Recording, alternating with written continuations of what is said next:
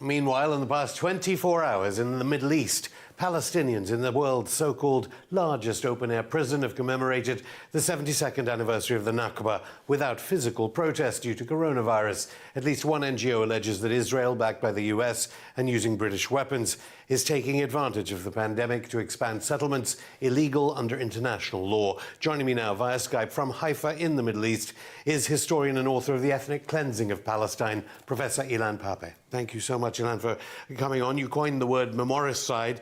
This has been a Nakba Day like no other, except there are reports of an alleged Israeli killing of a teenager in the occupied territories. Record UK arms sales to Israel, no public mobilization. Remind us of the significance of Nakba Day in the first place for Palestine and the world.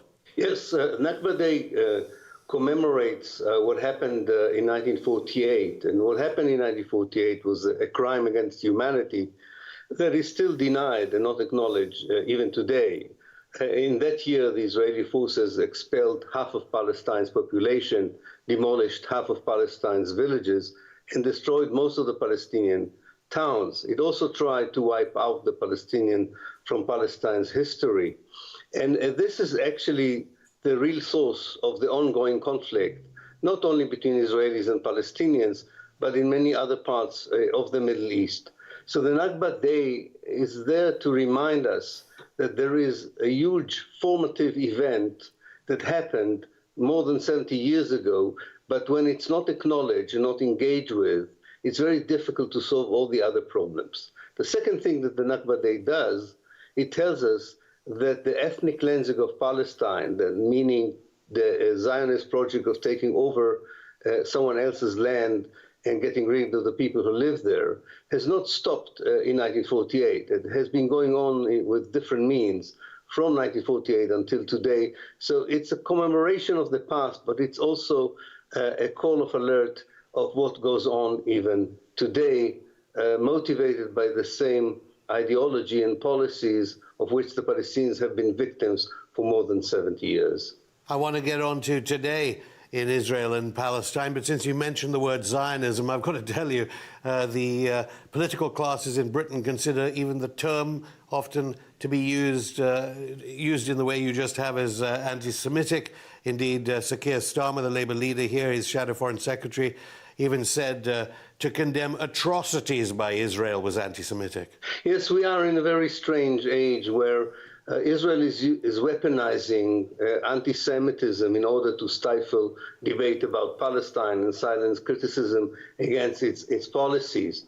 What is surprising is not so much that Israel wants to do it, but that so many British politicians and public figures are willing to go along with it.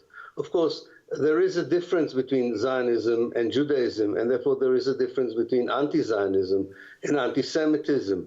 And anybody who confuses it is either an ignorant person or someone who manipulates the truth in order not to allow the reality on the ground in Palestine to be discussed genuinely and candidly between everyone who is interested in peace and reconciliation in that land. When it comes to politics in Israel, Arab MPs, olive branches, after this repeated Israeli election, the olive branches seem to have been crushed by Benny Gantz, an architect of Israeli military operations, of course, in occupied territories. Is it true that the Israeli government, and of course Mike Pompeo, the Secretary of State from the United States, arrived, is it true that the Israeli government are using coronavirus to illegally annex Palestinian land? I think it's a bit more complex. This particularly Israeli government, or let's say all the Netanyahu governments since 2009, have been incrementally annexing parts of the West Bank, kicking out people who live there, and actually unilaterally turning at least Area C in the West Bank, which is 60% of the West Bank, an integral part of a greater Israel. What has changed with the deal of the century of President Trump and what we are talking about today is whether this should be declared openly as a legal process. Now, that's the first point. The second point is that since 2009, there is no real ideological opposition to the Likud, the main party which Mr. Netanyahu is the leader of. And all the attempts, like the last one by Gantz and his other three ex-generals from the Israeli armies, are bound to fail because they don't offer an ideological alternative. And therefore, all that Mr. Netanyahu has to do is to break these coalitions who are precarious to begin with. And he's very successful, one should say, that he's very successful in doing it. The coronavirus it was less important, I think, to Netanyahu. It was more important to Gantz to justify a betrayal of his promises to the electorate never to serve in a Netanyahu government. Netanyahu would have been where he had been even without the coronavirus. His main problem is the legal system, but it seems so far that he has been very good in manipulating that system as well. Well, if coronavirus has transformed then the political fortunes of Gantz and Netanyahu, it arguably hasn't changed activities by the Israeli military. What are you making of not only Israeli airstrikes, of course, on Syria in the past few weeks, but an apparent increase in child prisoner detention in the past few weeks, apparently in violation of the Fourth Geneva Convention, Article 76, children as young as 12 being detained by, in effect, an occupying power? Well, we've been there before. Whenever there is a distraction in global politics, and this time the main distraction is the coronavirus, then there is a bit of an escalation in the Israeli actions on the ground. But we should be totally clear about it. These actions are brutal and oppressive, even without a crisis like the coronavirus. But definitely the Israelis are using the international focusing on the crisis, on the virus, to execute policies that maybe in the past they were more careful in implementing them, or at least in implementing them on a large scale. And it seems that this is what we see now: more arrests of people without trial, arrests of children, as you have mentioned, taking over, expropriating land, and using force in order to continue an incremental ethnic cleansing of the Palestinians in the West Bank. Well, the Israeli government denies all that. The Israeli ambassador, who we invite on this program, would surely deny that. And while there are shortages of medical equipment and medicines in Gaza, we haven't seen the bombing of schools and hospitals as has been enacted by the Israeli Air Force previously. No, Gaza has been spared this exploitation of international indifference.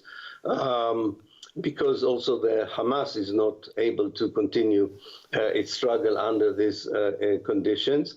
It's an absurd situation. In a way, so far the catastrophe has not happened in the Gaza Strip because nobody is allowed in and nobody is allowed out under the siege. So yes, we know how the virus was spread in the world. So in a way, for a while, the people in Gaza were immune. But we know the moment that this may change, Gaza doesn't have the health infrastructure to deal with it. Secondly, the Israelis have not changed the policies on the siege and the blockade, which has so far created conditions which the United Nations has described as unlivable. And this has nothing to do with the virus.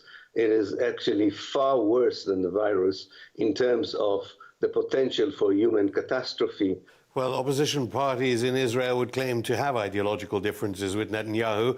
Do you think, actually, they care much when the European Union complains about alleged annexation, yet more illegal annexation during the time of coronavirus of West Bank land? The British Foreign Office's James Cleverly has said that Britain will not support the annexations, while Sir Keir Starmer, the Labour leader, remains apparently silent, although there is an alleged scandal involving him and money from an alleged Israeli lobbyist. Former UK leader Jeremy Corbyn and scores of other MPs here are demanding UK sanctions on Israel if it continues this annexation policy. Well, first of all, there is, or at least it used to be, a liberal Zionist point of view, but it has been diminished. As for what you mentioned about Britain, it's a great shame that politicians in the Labour Party and also in the Liberal Party who, with a modicum of decency in them, voiced criticism on Israeli policies, showed solidarity with the oppressed Palestinian people, but had to pay a very high price for that, in some cases by giving up their political careers. I think that it's very difficult to see where would the brave politicians, both in the UK and in the United States, emerge from, when the lesson that they would learn is that if you stand up for Palestine, you have to take into account that you will be smeared, that you will be intimidated, and everything will be done to destroy you as a politician.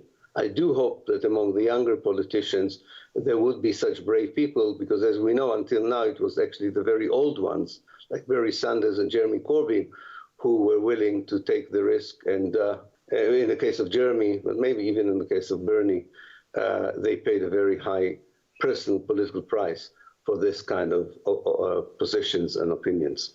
It's also the anniversary of Noam Chomsky not being allowed into the West Bank when he wanted to lecture there. He, of course, supported Bernie Sanders, now telling people to support Joe Biden. Just finally, this week's Pompeo visit, was it about the deal of the century, or was it also about a future war on Iran, whether the pandemic's over or not? Well, you never know, because, you know, these conversations can be done by phone. So if they come, it means there is a symbolic value for such a visit. It's not that they don't have the means of communicating without meeting, even at a social distancing, one with the other. But I suspect that while they meet, they will discuss Syria and Iran, for sure. But I really think it is the American kind of way of saying, walk the walk, but be careful when you talk the talk. If this is the American wish for the Israelis to do things but not to openly shout about them, I think they will learn that this particular political elite does not believe in such a distinction between walking the walk and talking the talk, and they would push for clear legislation that turns more than half of the West Bank to be part of the State of Israel. Professor Ilan Pappe, thank you. Thank you very much.